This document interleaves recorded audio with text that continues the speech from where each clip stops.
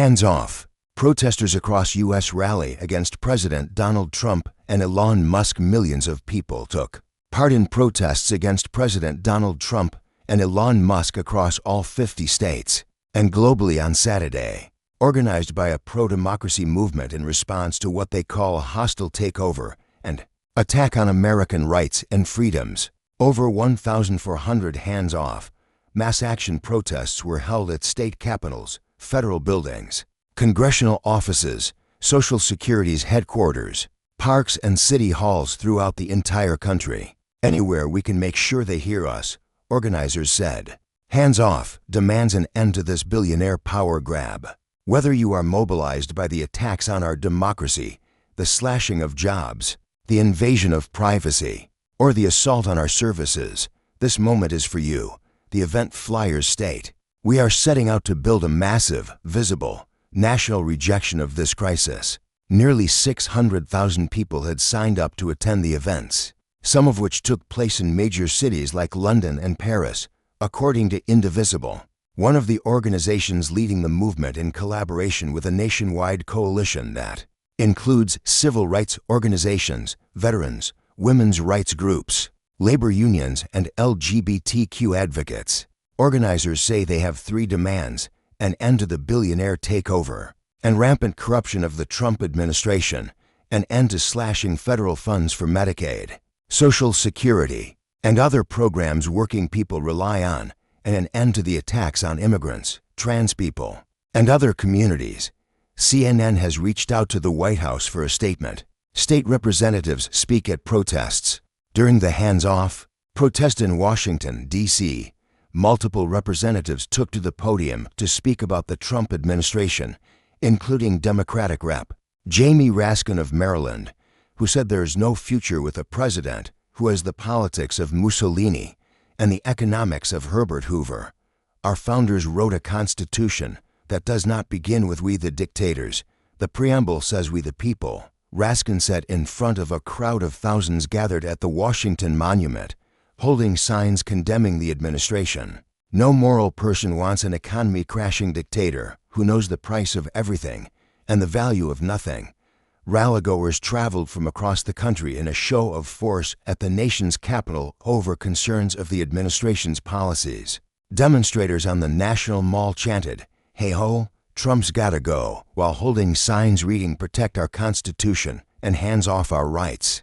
"If you want a country that still believes in due process, we have to fight for it," said Minnesota Democratic Rep. Ilhan Omar at the Washington protest. "If you believe in a country where we take care of our neighbors, look after the poor, and make sure our children have a future they can believe in, we have to fight for it." Florida Rep. Maxwell Frost also spoke, urging people to take action by protesting, donating to mutual aid, participating in direction action, and focusing on legislative strategies. Throughout human history, authoritarians, they're never satisfied with the power they have.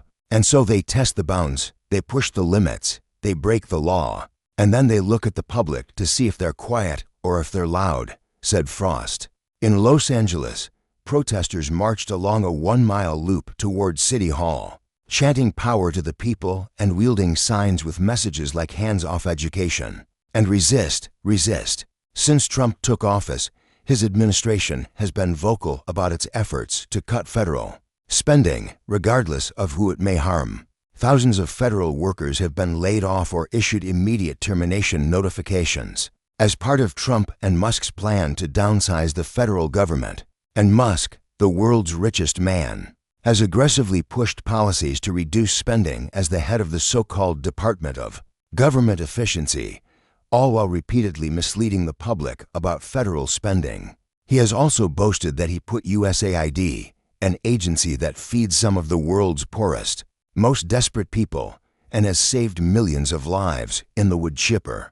They dismantled foreign aid, programs that support fragile democracies abroad, and put on leave federal workers who protect U.S. elections at home in a move that current and former officials say abandons decades of American commitments to democracy.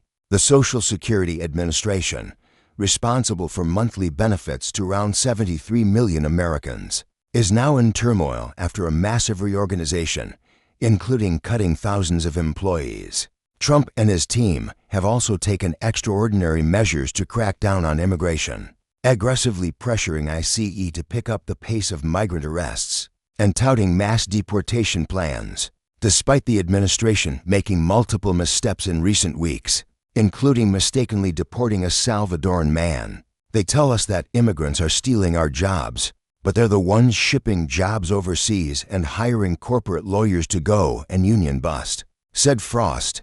They tell us that trans people are a threat to our children, but they're the ones dismantling public education. They're the ones denying the climate crisis.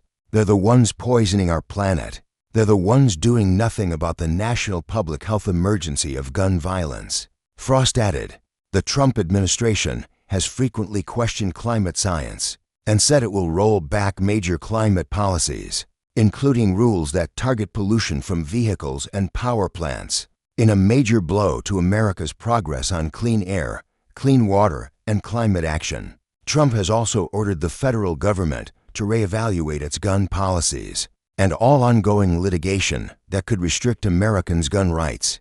Frost called the current state of politics in America an insidious rise of authoritarianism, fueled by corrupt billionaires and megacorporations who think they have a right to control all aspects of the lives of their citizens, including freedom of speech. The arrest of Mahmoud Khalil, a Palestinian refugee whose green card was revoked over his involvement in demonstrations at Columbia University, has raised chilling questions about whether people can truly exercise their constitutionally protected right to free speech. Our communities are paying the price while the Trumps and Musks of the world cash in. It's not just about money, it's about power, hands off.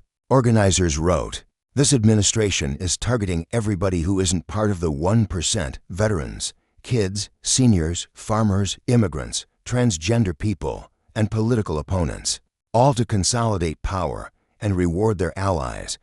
Although protests across the country were largely peaceful, in downtown Lafayette, Indiana, a man took a long gun out of his car and approached the crowd.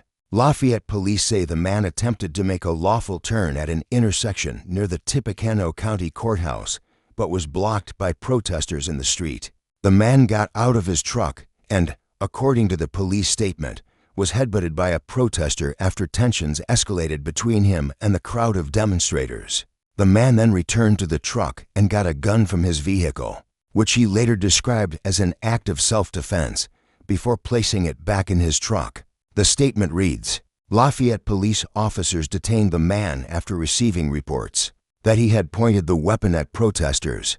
However, police said that after investigating the incident, they determined he had not aimed the firearm at anyone and released him. Labor union presidents speak out to federal employee union presidents spoke out on Saturday against Trump and his policies targeting federal workers at the protest in D.C.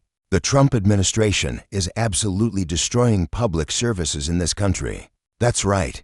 They claim to be making government more efficient, said National Federation of Federal Employees President Randy Irwin. That is a joke, people. That is a cruel joke. They're doing the exact opposite. NFFE and the American Federation of Government Employees are a part of the coalition of unions that filed a lawsuit in the U.S. District Court in San Francisco this week seeking to stop the Trump administration from ending collective bargaining rights for many federal employees. They thought we were easy targets. But let me tell you something about union members and veterans. We will not be intimidated. I'm a veteran myself. I'm an Army veteran. We will not be silenced. We will not bow down. We'll stand up and say hands off our union. We'll stand up and say hands off our contract, AFGE President Everett Kelly said.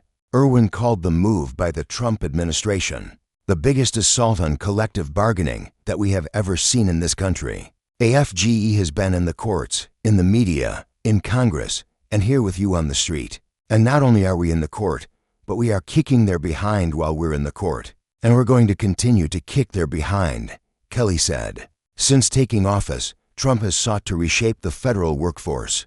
In one of his earliest moves, he ended remote work for government employees, and agencies were provided guidance on how they can override union collective bargaining agreements on telework and remote work.